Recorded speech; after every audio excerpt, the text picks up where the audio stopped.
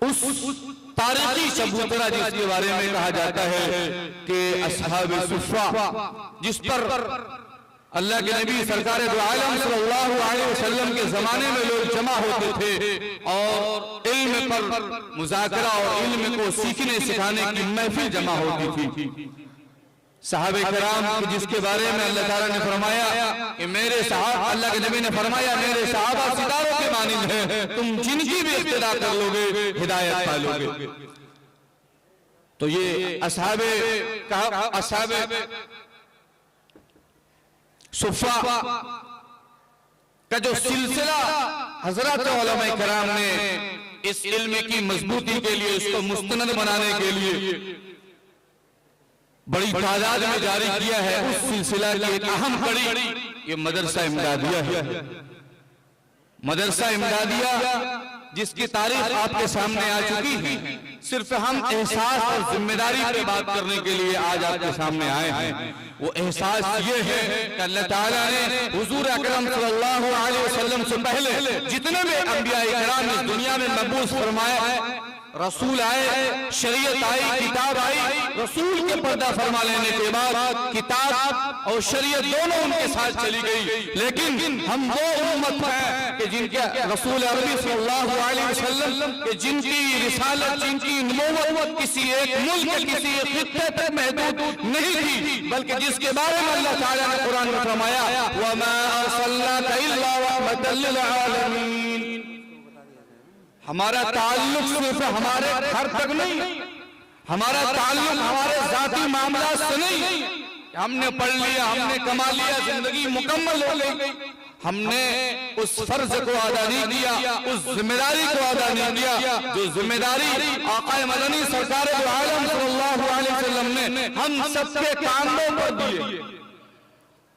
उस जिम्मेदारी है एहसास। आज हमारी तनज़्ज़ुली का सबसे बड़ा सबब यह है कि हमें एहसास नहीं होता। एहसास का सबसे बड़ा दर्स अल्लाह के नबी ने यह दिया है कि पूरी उम्मत एक जिस्म के मानिंद, जिस तरह हमारे पांव में ठोकर लगती है, सिर्फ पांव ही दर्द में मशगूल नहीं होता, बल्कि उस चोट की वजह से हमारा सर भी उसके गम में शरीक होता कि नहीं होता। पांव में चोट लगती है, खून बहता है, तो आंखों से आंसू जारी होते कि नहीं होते। सर उस गम में शरीक होता कि नहीं होता।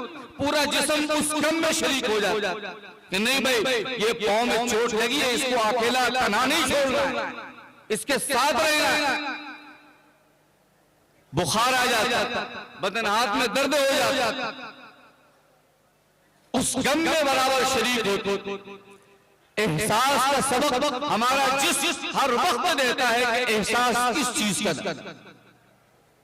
हम तो एक जिम्मेदार उम्मत है, हमारे ऊपर जिम्मेदारी यह है कि बल्लिगू अन्नी वलो आया, कि हमारी बात को पहुंचाओ या पहुंचाने वालों की मदद करो।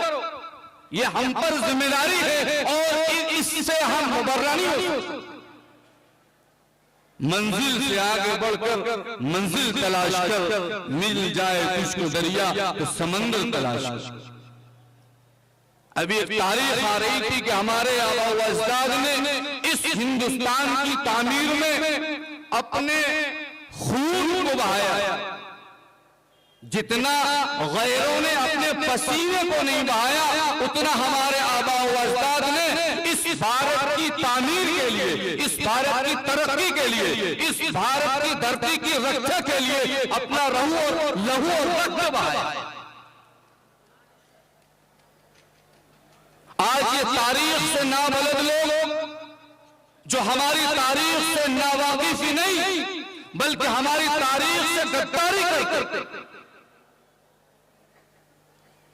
हमारे आबा व अजदाद ने इस्लामी तालीमात को फैलाया और पूरी दुनिया की इंसानियत को इंसान बनना सिखाया।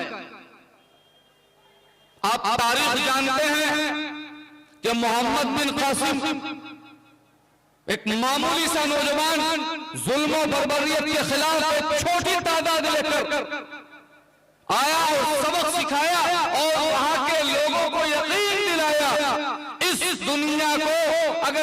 अमन दे सकता है, इस दुनिया को कोई शांति दे सकता है, वो दीन इस्लाम।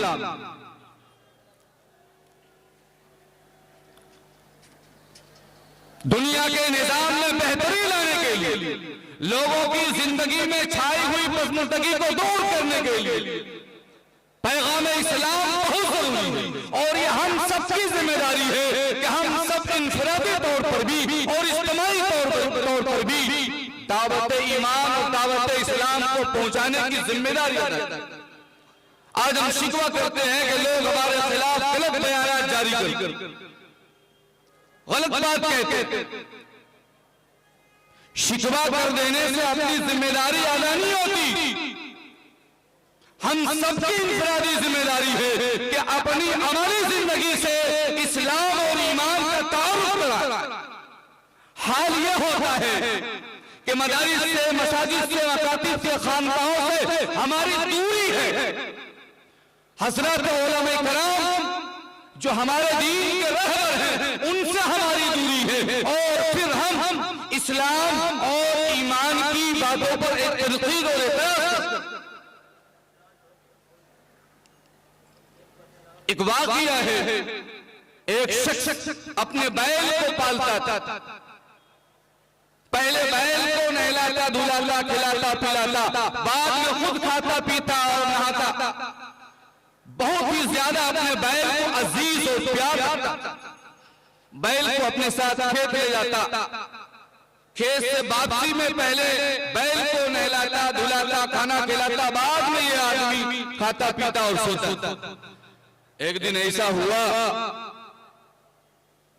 कि वो आदमी अपने खेत से वापस आया और रोजाना का जो रूटीन था, अपने बैलों को नहलाया, धुलाया, खिलाया, पिलाया और उसको कुत्ते से बांधा।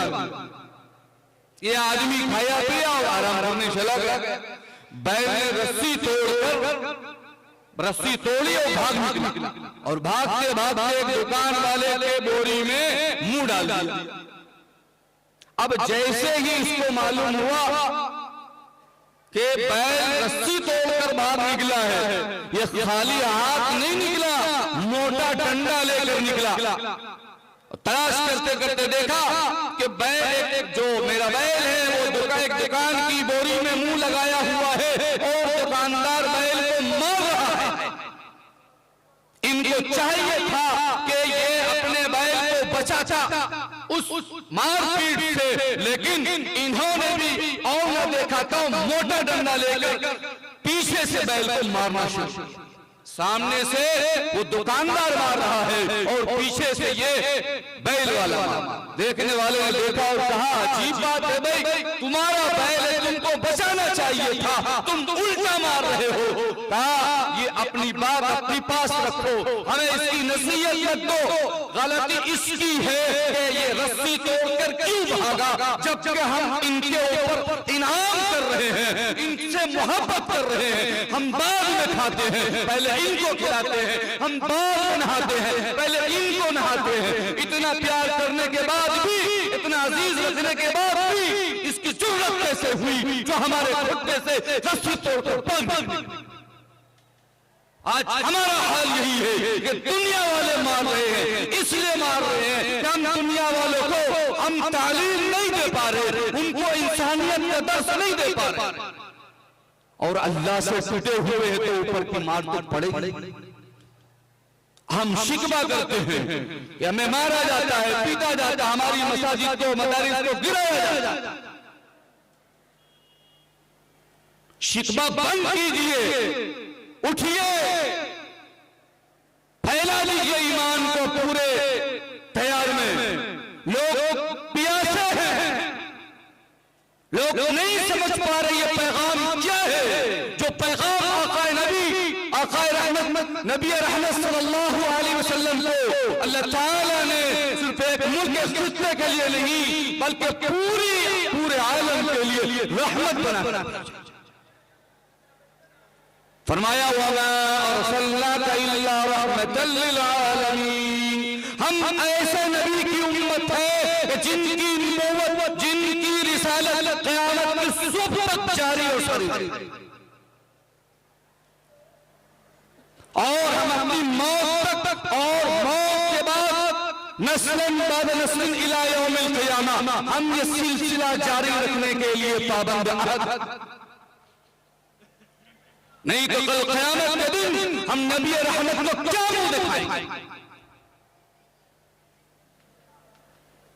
इसी तालीमात को सीखने और सिखाने के लिए हमारे बुजुर्गों ने जो मजबूत सिलसिला कायम किया है, उसी सिलसिला की एक कड़ी ये मदरसा इमदादिया है। अल्हम्दुलिल्लाह कई सालों के बाद नौजवान जिनके बारे में कहा है अल्लामा इकबाल ने कि उक़ाबी रूह जब बेदार होती है जवानों में, उक़ाबी रूह जब बेदार होती है जवानों में, नजर आती है उनको अपनी मंजिल आसमान। और दूसरा मिसरा